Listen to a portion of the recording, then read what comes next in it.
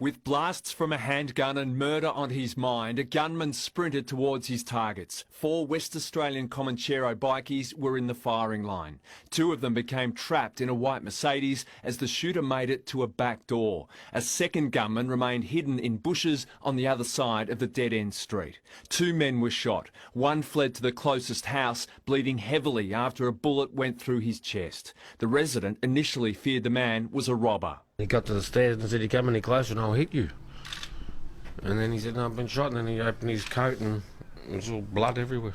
Another resident of Lavery Place delivered life-saving first aid. He seemed to be in a lot of pain, so just looked after him. First aid kicked in. The other 3 bikies ran for their lives. One of the injured men managed to travel more than a kilometre here to the West Meadows Tavern. A trail of blood leads to a side door where he eventually managed to find help. The 2 shooting victims were taken to the Royal Melbourne Hospital with serious injuries. Neither is cooperating with police. We're not aware of the reasons as to why they met. Like I said, the victims are not cooperating. At least a dozen shots were fired. One stray bullet ended up in the car of a resident. A search of the surrounding area found 2 bullet shells. Anyway, I would say in Melbourne it's not safe anymore.